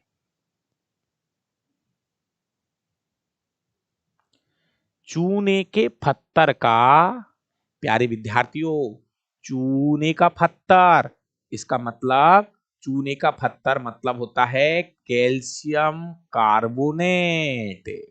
जी हां मेरे भाई, जब हम इसको गर्म करते हैं तो ये कैल्शियम ऑक्साइड बिना बुझा चूना और साथ में बिना बुझे चूने के साथ में यहाँ पे CO2 गैस बाहर निकलती है, ये गर्म करके तोड़ा जा रहा है। ये है ऊष्मीय अपघटन अभिक्रिया। अपघटन बोल दो या वियोजन बोल दीजिए, ये ऊष्मीय अपघटन अभिक्रिया का उदाहरण है। कौन कौन स्टूडेंट्स लाइव ले रहा है? 6 बजे जो लाइव बैच चल रहा है, मुझे एक बार कमेंट करके बताइए ये अभिक्रिया लिखी है या नहीं लिखी आपने। प्यारे विद्यार्थियों, जल्दी से कमेंट करके बताओ 6 बजे वाले बच्चे कौन कौन लाइव ले रहा है। और मैं आपको बता दूं कि ये अभिक्रिया जस्ट अभी हमने लिखाई है। जल्दी से बताओ। देखो सर इसमें लिखा है, देखो संयोजन है इसमें, तो संयोजन है, संयोजन है, संयोजन है, ऊष्मा छिपी है, ये नहीं है। क्लास नंबर 4 में ये देखिए, ये अभी लाइव बैच में है और लाइव बैच में ये रही अभिक्रिया। देखो मेरे भाई, ये रही अभिक्रिया। अभी जो अपना लाइव बैच चल रहा है, लाइव बैच 6 से 7 शाम को एक लाइव बैच चल रहा है भैया केमिस्ट्री का। ये देखो, ये वियोजन अभिक्रिया। देखो कैल्शियम कार्बोनेट को जब हम गर्म करते हैं तो कैल्शियम ऑक्साइड बनता है, बिना बुझा चूना, CO2 गैस बाहर निकलती है, ये ऊष्मीय अपघटन है। ये जस्ट अभी तीनों उदाहरण मेरे भाई आप स्क्रीनशॉट ले लो, सच बता रहा हूं, तीनों उदाहरण आपके पेपर में फिर छपेंगे। ये लाइव बैच वाले बच्चों का है। ये मैं भैया लिखना पड़ता है वहां पर एक एक, कहते हैं ना गुरुजी लाइव बैच में क्या पढ़ाते, मेरे भाई बातें लिखनी पड़ती है लाइव बैच में, एक एक बातें लिखनी पड़ती है लाइव बैच में। लाइव बैच में एक एक बातें लिखनी पड़ती है भाई साहब। तो ये अभिक्रिया है ना, ये वाला पेज मैं तो कह रहा हूं यहां लिखनी पड़ती है। ऐसी रासायनिक अभिक्रिया जिसमें एकल अभिकारक ऊष्मा, विद्युत, प्रकाश की उपस्थिति में छोटे छोटे उत्पादों में टूट जाता है, वियोजन अभिक्रिया कहलाती है। यह है ऊष्मीय अपघटन। हाँ, फ्री में नहीं है भाई साहब, पैसे लगते हैं। राम गुजर सर, फ्री में है क्या कोर्स? नहीं नहीं, एप्लीकेशन पे फ्री पे नहीं, लाइव में चल रहा है। लाइव बैच की फीस 399 रुपए है वहां पे। चलिए, है ना, पढ़ लो, यहीं से हो जाएगा सिलेक्शन, उसकी जरूरत नहीं है आपको। वो तो कोई कमजोर स्टूडेंट्स है वो लाइव बैच पढ़ता है, बाकी का आपका सिलेक्शन तो यूट्यूब से ही हो जाएगा, है ना। जी हाँ, लाइव जो क्लास है मेरी 6 से 7 चलती है। एप्लीकेशन पे जो लाइव बैच है वो 6 से 7 चल रहा है, तो आप उस बैच को एक बार देख सकते हो, डेमो क्लास ले सकते हो, कोई दिक्कत नहीं है। चलिए क्वेश्चन नंबर 22। क्वेश्चन नंबर 22 क्या कहता है? टिंडल प्रभाव में प्रकीर्णित प्रकाश का वर्ण क्या निर्धारित करता है? प्यारे विद्यार्थियों, टिंडल प्रभाव मैंने आपको बताया था, जैसे कभी कभी सुबह सुबह जंगलों के अंदर आपको रंग बिरंगे कलर दिखाई देते हैं, तो टिंडल प्रभाव जो है वो प्रकीर्णित प्रकाश का वर्ण क्या निर्धारित करता है? निर्गत प्रकाश का अपवर्तन कोण, प्रकीर्णित कणों का साइज, प्रकाश के स्रोत और प्रकीर्णित कणों के बीच की दूरी और आने वाले प्रकाश का आपतन कोण। प्यारे विद्यार्थियों, टिंडल प्रभाव में जो प्रकीर्णित प्रकाश का जो वर्ण है क्या निर्धारित करता है? इस क्वेश्चन का सही जवाब है प्रकीर्णित कणों की साइज। इसी से आपका टिंडल प्रभाव का निर्धारण होता है दोस्तों। जी हां। अगला, ऐसी स्थिति में जहां हम घायल हो जाते हैं और रक्त स्त्राव शुरू हो जाता है, रक्त स्त्राव से दबाव में कमी हो सकती है, पंपिंग प्रणाली की दक्षता को कम कर सकता है। इससे बचने के लिए चोट वाले स्थान पर रक्त का थक्का जमने में मुख्य रूप से कौन सी कोशिकाएं मदद करती है? इतने बड़े क्वेश्चन की कहां जरूरत पड़ रही थी? मैं तो ये कह रहा हूं कि अगर रक्त का थक्का बनाने में कौन सी कोशिकाएं हेल्प करती है तो प्लेटलेट्स। सबको पता है प्यारे विद्यार्थियों, हमारे ब्लड के अंदर, हमारे ब्लड में प्लेटलेट्स पाई जाती है, हमारे ब्लड में प्लेटलेट्स पाई जाती है और इनका मेन जो काम है ना वो है रक्त का थक्काना। प्लेटलेट्स का काम है रक्त का थक्का बनाने में सहायता करना मेरे भाई। प्लेटलेट्स राइट आंसर, रक्त का। प्यारे विद्यार्थियों, प्लेटलेट्स जो है ना ये केवल और केवल जंतु कोशिकाओं में पाई जाती है। प्लेटलेट्स की संख्या 1.5 लाख से 4.5 लाख या 4 लाख तक कह सकते हो, 1.5 लाख से 4 लाख तक होती है और इनका जीवन काल 8 से 10 दिन का बताया जाता है। प्यारे विद्यार्थियों, जब डेंगू बुखार होता है तो प्लेटलेट्स कम हो जाती है दोस्तों, डेंगू बुखार के समय प्लेटलेट्स की संख्या कम हो जाती है। 24 नंबर, यदि अंकुरित बीज में छिपे हुए भावी प्रहो, दोस्तों ये अंकुरित बीज है, ये अंकुरित बीज है, इसका एक हिस्सा ऊपर की तरफ जाता है जिससे तना बनता है और इसका एक हिस्सा नीचे की तरफ जाता है जिससे मूल या जड़ का निर्माण होता है। नीचे जो जाता है इसको मूलांकुर कहते हैं, ये मूलांकुर होता है और इसको हम प्रांकुर बोलते हैं जिससे तना वाला हिस्सा बनता है। क्वेश्चन ये है, यदि अंकुरित बीज में छिपे हुए भावी प्रहो प्रो को प्रहो प्रांकुर कहा जाता है तो अंकुरित बीज में भावी जड़ को मूलांकुर कहते हैं। जड़ वाले हिस्से को हम मूलांकुर बोलते हैं, मूलांकुर जिससे जड़ निकलती है, और तने वाले हिस्से को प्रांकुर कहा जाता है। तो दो शब्द है, एक है मूलांकुर, एक है प्रांकुर। वो पकड़ लो, इसको पकड़ लो। ओए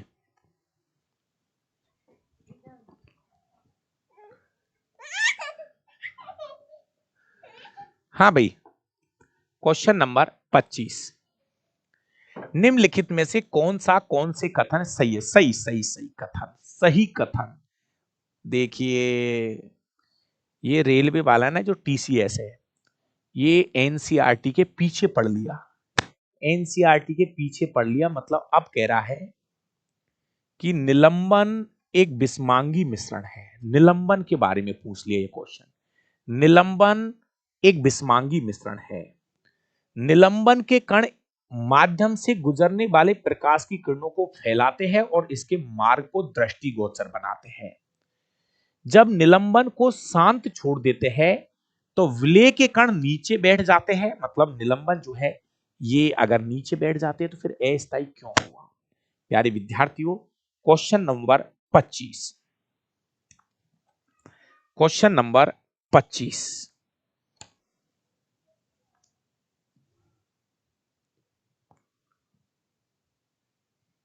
क्या लग रहा है? वी?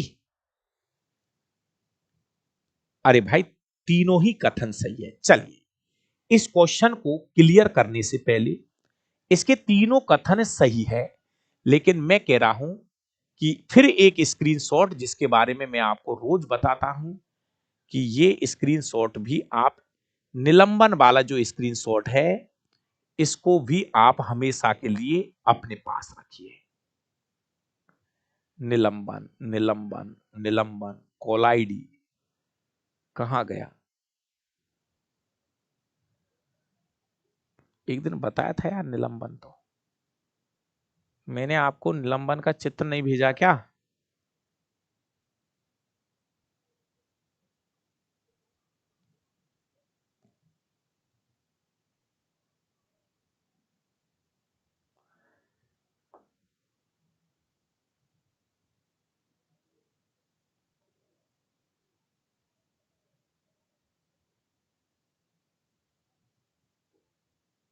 अभी तो बता रहा था एक दो दिन पहले निलंबन के बारे में।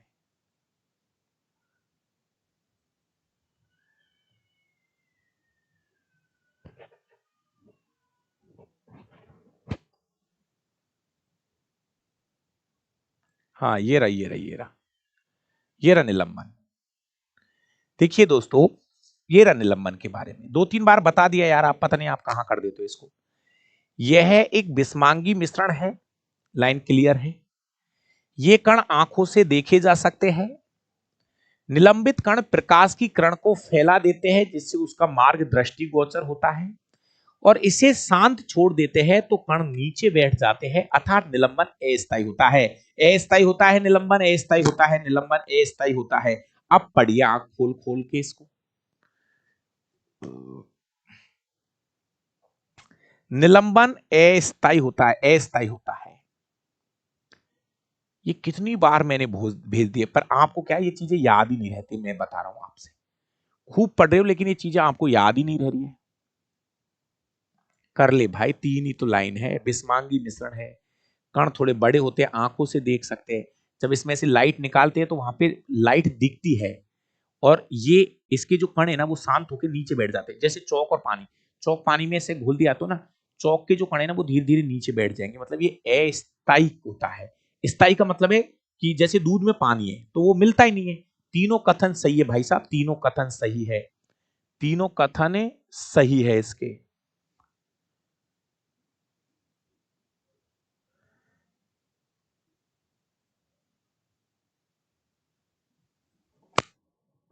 अब इसको डेस्कटॉप पे ले लेता हूं। निलंबन, देखो ऐसे ये विलियन के बारे में लिख रहा है, देखो एनसीईआरटी में ही, तो कभी वापस जरूरत पड़े तो ये विलियन के बारे में, तो इसका भी स्क्रीनशॉट ले लेना। ये विलियन है, विलियन, ये विलियन के बारे में लिखा है ना। इसका स्क्रीनशॉट ले लेना, बार बार जरूरत पड़ रही है इसकी, ठीक है। और ये है शायद कोलाइड, ये कोलाइड है, इसका भी स्क्रीनशॉट ले लो। ये तीनों के स्क्रीनशॉट ले लो, ये बार बार पूछे जा रहे हैं क्वेश्चन। ये कोलाइड का भी स्क्रीनशॉट ले लो, ठीक है ना। ये मैंने आपको बता ही दिया। ये चौथा स्क्रीनशॉट है, बड़ा काम का, ये वाला भी, ये वाला इसको सीधा कर देंगे, ये वाला, इसको भी हर हालत में इसका भी स्क्रीनशॉट ले लो, बड़ा काम का है ये वाला। अब मैंने ये डेस्कटॉप पे रख दिया, वापस जरूरत पड़ेगी तो ये देखो, ठीक है ना। तो भाई साहब इसको आप अच्छे से ये चारों का स्क्रीनशॉट ले लेना, बार बार क्वेश्चन आ रहा है इन चारों से। चलिए, तो प्यारे विद्यार्थियों, अगर आपने निलंबन के बारे में पढ़ लिया हो, निलंबन का मतलब है चौक और पानी का विलयन। नंबर एक, ये भी कथन सही है, ये भी कथन सही है, ये भी सही है, तो तीनों ही सही है।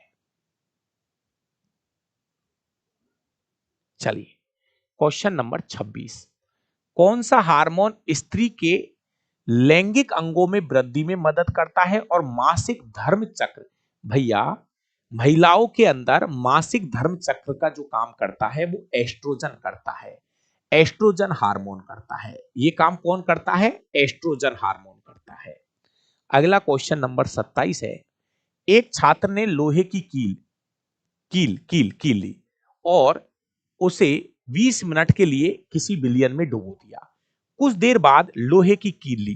प्यारे विद्यार्थियों, ये तो कुछ भाइयों ने डायरेक्ट याद कर रहे होंगे। लोहे की क्रिया जब कॉपर सल्फेट के साथ कराई जाती है तो प्यारे विद्यार्थियों ये फेरस सल्फेट बन जाता है और कॉपर को धक्का देके बाहर फेंक दिया जाता है। दोस्तों पूरा कर लो, मैंने पहले ही लिख दिया।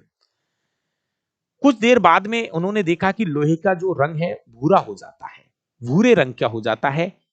उस विलयन में एक्स को पहचानिए जिसमें कील डुबोई गई है। तो भैया ये क्रिया है लोहे की क्रिया कॉपर सल्फेट से। कक्षा 10वीं में एनसीईआरटी क्लास 10 में लेसन नंबर 1 में चित्र दे रखा है, इसका चित्र दे रखा है। तो ये कॉपर सल्फेट का विलयन लेते हैं। कॉपर सल्फेट का जो कलर है वो हल्का मलिन हो जाता है, ब्लू से हल्का मलिन हो जाता है। एनसीईआरटी से उठाया सीधा क्वेश्चन। 28 नंबर, सूर्य की किरणें एक अवतल दर्पण के सामने 30 से बढ़िया क्वेश्चन है, फिर मोस्ट पे लगाओ इसको। तो भैया क्वेश्चन नंबर 28 बहुत शानदार क्वेश्चन है, बिल्कुल एकदम मोस्ट लगा लीजिए। भैया ये एनसीईआरटी के ही चल रहा है सरोज जी। ये जितने भी क्वेश्चन पूछे ना रेलवे ने, टोटल 99% पूरे क्वेश्चन एनसीईआरटी से पूछे गए हैं। सूर्य की किरणें एक अवतल दर्पण के सामने, एक अवतल दर्पण के सामने 30 सेंटीमीटर की दूरी पर अभिसारित होती है। अभिसारित होती है 30 सेंटीमीटर पर, मतलब जहां प्रकाश की किरणें मिल रही है ना वो फोकस बिंदु है। 30 सेंटीमीटर फोकस बिंदु है। प्यारे विद्यार्थियों इस पॉइंट को समझिए, जब प्रकाश यहां पे डाला जाता है तो प्रकाश टकराने के बाद फोकस पर मिलता है, मतलब फोकस दूरी 30 सेंटीमीटर है। वस्तु को कहां रखा जाए, वस्तु को कहां रखा जाए कि प्रतिबिंब की साइज का बिंब बने, मतलब बिंब और प्रतिबिंब। प्यारे विद्यार्थियों अब वस्तु को आपको वक्रता केंद्र सी पे रखना पड़ेगा 60 सेंटीमीटर पर। जब वस्तु को हम वक्रता केंद्र सी पर रखेंगे, जब वस्तु को वक्रता केंद्र सी पे रखेंगे तो बिंब और प्रतिबिंब बराबर होगा। प्यारे विद्यार्थियों 60 सेंटीमीटर दर्पण के सामने 60 सेंटीमीटर, मतलब वक्रता केंद्र सी पे वस्तु को रखना पड़ेगा। मेरा भाई क्यों गलत छाप रहे हो? फोकस हमें पता चला इस क्वेश्चन से कि फोकस दूरी है 30, क्योंकि प्रकाश कहां आके मिलेगा? फोकस पर। वो बोल रहा है कि वस्तु को कहां रखूं कि बिंब और प्रतिबिंब वस्तु के समान। भैया स्थिति नंबर 3 की बात हो रही है। प्यारे विद्यार्थियों वस्तु को वक्रता केंद्र सी पे रखिए। जब वस्तु वक्रता केंद्र सी पे होगी तो बिंब और प्रतिबिंब बराबर। तो देखो अगर ये फोकस दूरी 30 है तो वक्रता त्रिज्या 60 हो जाएगी। फोकस दूरी 30, क्वेश्चन को समझिए, वक्रता त्रिज्या कितनी हो जाएगी? 60। बहुत अच्छा क्वेश्चन है, शानदार वाला। अनुवर्तन से संबंधित गलत कथन को पहचानिए। अनुवर्तन से संबंध, प्यारे विद्यार्थियों ये भी एनसीईआरटी से उठाया है। 10वीं में जो हार्मोन वाला जो चैप्टर है, जलानुवर्तन बिल्कुल सही है। जलानुवर्तन जहां पर जो चीज पानी की ओर जा रही है जलानुवर्तन। रसायनुवर्तन जो चीज रसायन पदार्थ की ओर जा रही है। गुरुत्वानुवर्तन जो गुरुत्वाकर्षण की ओर जा रही है। प्रकाशानुवर्तन ये यहां पे गलत हो जाएगा, ये यहां पे गलत हो जाएगा। प्रकाशानुवर्तन का मतलब है कोई पौधा प्रकाश की ओर गति कर रहा है, ठीक है ना? तो ये तो सीधा सा ये है एनसीईआरटी में। ये आपने पक्का चित्र है, चित्र सहित है ये चित्र सहित दे रखा है ये वाला। यदि कोई वस्तु 50 मीटर की ऊंचाई से गिराई जाती है, प्यारे विद्यार्थियों 50 सेंटीमीटर देखो ऊंचाई से, जब भी किसी वस्तु को हम ऊपर से नीचे फेंकते हैं तो उसका प्रारंभिक वेग हमेशा 0 होता है। उसका प्रारंभिक वेग हमेशा 0 होता है। जब भी कभी किसी वस्तु को ऊपर से नीचे फेंकते हैं तो उसका प्रारंभिक वेग 0 होता है। प्रारंभिक वेग 0 होता है। अर्जुन सिंह भाई बहुत बढ़िया, झारखंड से, आपको बहुत बहुत शुभकामनाएं। आप लगाइए मेरा भाई बिरसा मुंडा की पावन धरती से। अपचयन, अपचयन के बारे में निम्नलिखित में से कौन सा कथन सही है? दोस्तों आज ही पढ़ाया है अपचयन, आज की क्लास में ये पढ़ाया है। अपचयन का मतलब है ऑक्सीजन की कमी या हाइड्रोजन का योग। बताइए फिर आज की क्लास में पढ़ाया है या नहीं? ये आज शाम को 6 बजे जो लाइव क्लास हो रही है भैया, लाइव बैच में पढ़ाया है। अपचयन का मतलब है ऑक्सीजन की कमी, ऑक्सीजन की कमी, ऑक्सीजन की कमी और हाइड्रोजन का योग, ए और वी, ए और वी, ए और वी, ए और वी।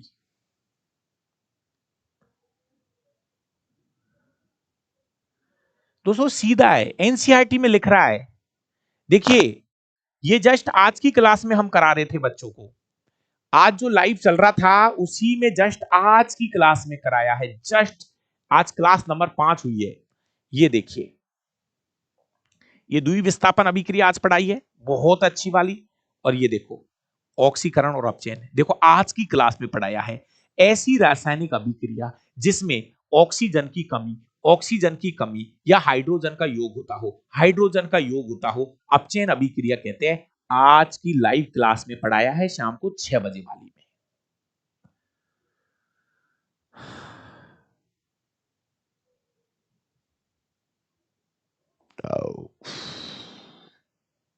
तो ऐसी नहीं है कोई बच्चा 300-400 रुपए खर्च कर रहा होगा और उसको कुछ नहीं मिल रहा होगा, ऐसा हो ही नहीं सकता।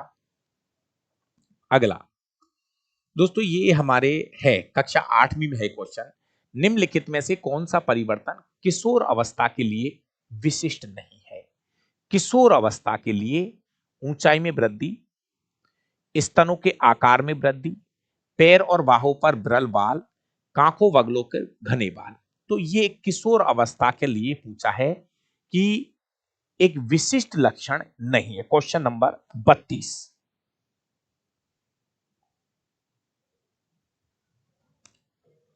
देखो जैसे जैसे किशोर अवस्था होती है उसकी ऊंचाई भी बढ़ती है, स्तन ग्रंथियों का आकार भी बढ़ती है, कांखों बगलों में बाल भी आते हैं। ये वाला सी ऑप्शन यहां से पकड़ना पड़ेगा। नहीं नहीं नहीं, गलत पूछ रहा है, विशिष्ट नहीं है, नहीं है पूछ रहा है। नहीं भाई, जैसे किशोर अवस्था में लंबाई ज्यादा बढ़ती है, ए नहीं, किशोर अवस्था में लंबाई ज्यादा बढ़ती है यार।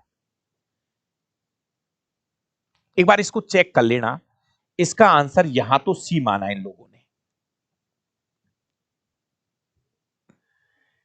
किस नियम के अनुसार किसी चालक में प्रवाहित विद्युत धारा, प्यारे विद्यार्थियों, किस नियम के अनुसार किसी चालक में विद्युत धारा उसके स्वरूप पर उत्पन्न विभवांतर, सबको पता है, ज्यादा आगे मत बढ़ो, वोल्टेज धारा के समानुपाती है। ये किसका नियम है? ओम का नियम है। प्यारे विद्यार्थियों, वोल्टेज जो है वो धारा के समानुपाती होता है, ये ओम का नियम है। कहीं मत भटकिए, इधर उधर भटकने की जरूरत नहीं है। एक बार इसको चेक कर लूंगा, ये हाइट वाला चेक कर लूंगा, मना नहीं कर रहा, हाइट वाला एक बार और चेक कर लूंगा मैं किशोर अवस्था में लंबाई भी बढ़ती है, वो मैं चेक कर दूंगा उसको। एक गोलीय दर्पण प्रकाश की किरणों को अपसारित करता है, फैलाता है, अपसारित करता है, मतलब उत्तल दर्पण की बात हो रही है, उत्तल दर्पण की बात हो रही है, अपसारित करता है, जो उस पर आपतित होती है। दर्पण के बारे में निम्नलिखित, भैया क्वेश्चन आपको मैं बता दूं, अपसारित करना, अपसारित करना मतलब प्रकाश की किरणों को फैलाना। उत्तल दर्पण की बात हो रही है। पहले प्रयुक्त दर्पण उत्तल है, फोकस दूरी, भैया उत्तल दर्पण का फोकस बिंदु इधर होता है, फोकस दूरी प्लस में होती है, ये भी सही है। इस दर्पण द्वारा बने प्रतिबिंब को पर्दे पर देखा जा सकता है। प्यारे विद्यार्थियों, उत्तल दर्पण में जो प्रतिबिंब बनता है वो आभासी बनता है, इसे पर्दे पर प्राप्त नहीं किया जा सकता। तो यहां पर ए ऑप्शन राइट लगेगा। क्वेश्चन नंबर 34 पे ए आंसर राइट लगेगा, सी ऑप्शन यहां गलत होगा। क्योंकि बात को समझिए, उत्तल दर्पण में जो प्रतिबिंब बनता है वो आभासी सीधा वस्तु से छोटा बनता है, आभासी सीधा वस्तु से छोटा बनता है, पर्दे पर प्राप्त नहीं किया जा सकता, इसे पर्दे पर प्राप्त नहीं किया जा सकता। तो ए और वी मतलब दो कथन यहां पर सही है, पहला और दूसरा। 35 नंबर, एक विद्युत बल्ब 200 वोल्ट के जनित्र से जोड़ा है, बल्ब द्वारा ली जाने वाली विद्युत धारा 0.1 एम्पियर है, शक्ति ज्ञात करनी है। प्यारे विद्यार्थियों, क्वेश्चन में बार बार कह रहा हूं, क्वेश्चन में वोल्टेज दे रखा है 200 वोल्ट, क्वेश्चन में धारा का मान दे रखा है 0.1 एम्पियर, शक्ति P बराबर, ये फॉर्मूला लगाओ। मैं बार बार बता रहा हूं कि वोल्टेज और धारा को गुणा करके शक्ति ज्ञात की सकते हैं, वोल्टेज और धारा को गुणा करके शक्ति ज्ञात कर सकते हैं। वोल्टेज है 200 और धारा का मान 0.1। प्यारे विद्यार्थियों, सही जवाब होगा 20 वॉट, शक्ति का सही जवाब होगा 20 वॉट, है ना। जितने भी भाई लाइव है प्यारे विद्यार्थियों, हमारे एप्लीकेशन के ऊपर एक शानदार बैच चल रहा है जिसकी फीस हमने रखी है 299, मात्र 299 रुपए के अंदर आप पूरा विज्ञान अच्छे से पढ़ सकते हो, टोटल एनसीईआरटी। मेरा भाई, मैं आपको एक ही चीज बार बार कह रहा हूं, ये जो बैच है ना पूरा एनसीईआरटी का है। एनसीईआरटी 9वीं 10वीं में 25 चैप्टर है, पूरे 25 चैप्टर लाइन टू लाइन पढ़ाए जा रहे हैं। अगर कोई भी एनसीईआरटी का चैप्टर छूटा तो उसकी गारंटी मेरी है, अगर कोई भी एनसीईआरटी की लाइन छूटी तो उसकी जिम्मेदारी मेरी है। ये बैच ऑफर है, मतलब आज 30 होगी ना, 30 और 31 कल तक ये ऑफर खत्म हो जाएगा। प्यारे विद्यार्थियों 299 में लाइव प्लस रिकॉर्डेड दोनों बैच मैं आपको दे रहा हूं, और ये जो लाइव बैच चल रहा है ये शाम को 6 बजे चल रहा है। ये मेरी किताबें हैं, हाथ से लिखी गई है, फिजिक्स और केमिस्ट्री की किताबें, और ये मेरी बायोलॉजी की किताबें हैं। आपको नंबर दे रखा है, ये मेरा मोबाइल नंबर है जहां से आप इस किताब को ऑर्डर कर सकते हैं। आप बात करिए और बात करके आप इस किताब को ऑर्डर कर दो। आप अपना एड्रेस लिखा दीजिए, आपको ये किताब हम 7 दिन वर्किंग डे लेके चल रहे हैं, ठीक है ना।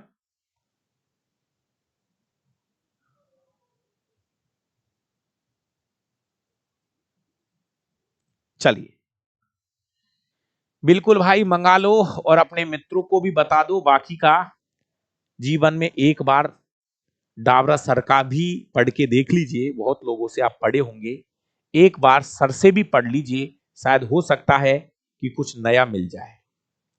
अगला क्वेश्चन है, विभजूतक की कोशिकाओं में निम्नलिखित में से क्या नहीं पाया जाता। मतलब फिर क्वेश्चन कह रहा है कि ऊतक को अच्छे से पढ़ लो, चाहे पादप ऊतक हो चाहे जंतु ऊतक हो, चाहे पादप ऊतक हो चाहे जंतु ऊतक हो, अच्छे से पढ़ लीजिए। अच्छे से मतलब line to line, line to line.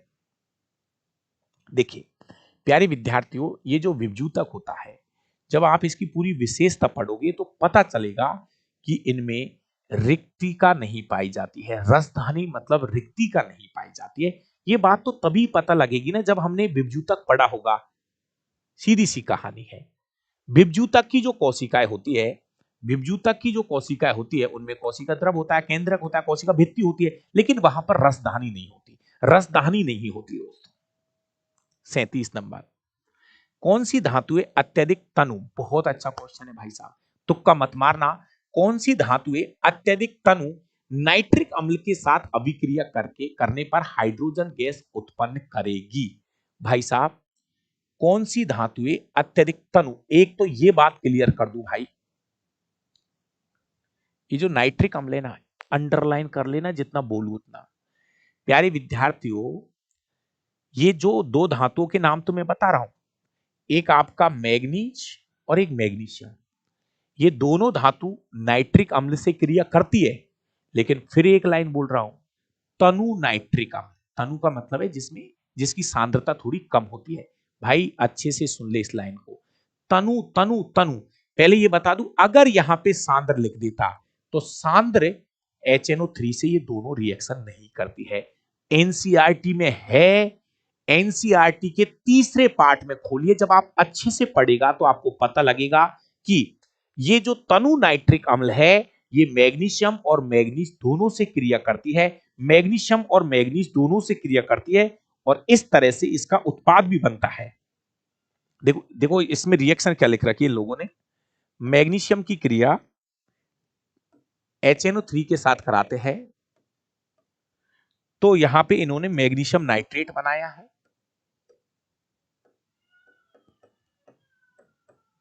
साथ में हाइड्रोजन गैस को बाहर निकाला है। ऐसे ही मैग्नीज की क्रिया, मैग्नीज की क्रिया नाइट्रिक अम्ल के साथ इन लोगों ने कराई है, तो यहां पर मैग्नीज के साथ और हाइड्रोजन गैस को बाहर निकाला है। जी हां, लेकिन ध्यान रखना ये अम्ल तनु होना चाहिए। अगर कभी भविष्य में इसको सांद्र कर दिया तो ये रिएक्शन नहीं होगी मेरा भाई। नहीं, इस क्वेश्चन का सही जवाब सी ही है। 38 नंबर, एक तनी हुई रबर पट्टी में किस प्रकार की ऊर्जा होती है। प्यारे विद्यार्थियों, मेरे पास कोई रबड़ है, उसको खींच रहा हूं, किसी रबड़ को खींच रहा हूं, उसकी स्थिति में परिवर्तन कर रहा हूं, उसकी स्थिति में परिवर्तन कर रहा हूं। तो प्यारे विद्यार्थियों, तने हुए रबर में कौन सी ऊर्जा होती है, स्थितिज ऊर्जा होती है, और स्थितिज ऊर्जा को हम पोटेंशियल एनर्जी mgs से ज्ञात कर सकते हैं। स्थितिज ऊर्जा ज्ञात करने का ये फॉर्मूला है mgh। क्वेश्चन नंबर 39, निम्नलिखित में से कौन सा वर्णक मनुष्यों की लाल रक्त कणिकाओं में पाया जाता है। मेरे प्यारे विद्यार्थियों, हमारी जो आरबीसी होती है उसमें हीमोग्लोबिन पाया जाता है। हीमोग्लोबिन, प्यारे विद्यार्थियों, हमारी आरबीसी के अंदर हीमोग्लोबिन पाया जाता है। हीमोग्लोबिन एक प्रकार का शोषण वर्णक होता है। हीमोग्लोबिन एक प्रकार का शोषण वर्णक होता है। हीमोग्लोबिन एक प्रकार की प्रोटीन भी होती है। प्यारे विद्यार्थियों, हीमोग्लोबिन में हीम एक वर्णक है जबकि ग्लोबिन नामक प्रोटीन पाई जाती है। हीमोग्लोबिन में Fe+2 फेरस धातु पाई जाती है जो कि ब्लड का कलर कैसा बनाती है, लाल। हीमोग्लोबिन का जो मेन काम है वो है ऑक्सीजन का परिवहन करना। पुरुषों में हीमोग्लोबिन की मात्रा 14 से 16 ग्राम तक चली जाती है जबकि महिलाओं में 12 से 14 ग्राम प्रति 100 ml तक होती है। तो ये है हीमोग्लोबिन। क्वेश्चन नंबर 39 ये इसकी आंसर की है। तो जितने भी भाई आज लाइव आए हैं दोस्तों, इस क्लास का पीडीएफ मैं आपको अभी डाल रहा हूं डावरा क्लासेस टेलीग्राम चैनल पे। ये मेरा कॉन्टैक्ट नंबर है, जिसको भी बुक ऑर्डर करनी है करा दीजिए। हर केस देख लेना भाई, जिसको भी बुक ऑर्डर करनी है करा लीजिए। ये मेरा टेलीग्राम चैनल है जहां पे आपको पीडीएफ मिल जाएगा। प्यारे विद्यार्थियों, ऑफर चल रहा है और ये हमारी किताबें हैं हाथ से लिखी हुई, और ये आपका साइंस का रिकॉर्डेड बैच और लाइव बैच है। एक बार कमेंट करके बताइए कैसी रही आज की क्लासें। जो भी स्टूडेंट्स क्लास को बाद में देखते हैं, आपसे बस यही रिक्वेस्ट है कि आप वीडियो को लाइक कर दिया करो। भाई साहब, सवा घंटे में 40 क्वेश्चन करा रहा हूं, बोलना भी पड़ता है, थोड़ा समझाना भी पड़ता है। सवा घंटे के अंदर दोस्तों आपको हम पूरे 40 क्वेश्चन करा रहा हूं, और आप भी समझ रहे हो कि हमको बोलना भी पड़ रहा है, ताकत भी लगानी पड़ रही है। तो आप सभी भाइयों से रिक्वेस्ट है कि देखो, जो चीज मैं पढ़ा रहा हूं ना, इसको आप अलग अलग नाम मत दो। चाहे एसएससी की तैयारी कर रहे हो, चाहे रेलवे की तैयारी, चाहे पुलिस हो, पटवार हो, रीट है, स्टेनो, कहीं भी हो, एनसीईआरटी का मतलब है पूरा इंडिया में साइंस एक जैसी चलती है। एक बार विज्ञान पढ़िए, मतलब एनसीईआरटी से बहुत ज्यादा पढ़ने की जरूरत नहीं है। थैंक यू प्यारे विद्यार्थियों, अच्छे रहो, खुश रहो। और बाकी का जो बच्चे लाइव लेते हैं, शाम को 6 से 7 में लाइव क्लास चलाता हूं एप्लीकेशन पर, और रात को 8 बजे से लेके 9:15 बजे तक हम यूट्यूब पर लाइव ले रहे हैं। बाकी का कल फिर मिलते हैं अगले पेपर के साथ। गुड नाइट, शुभ रात्रि।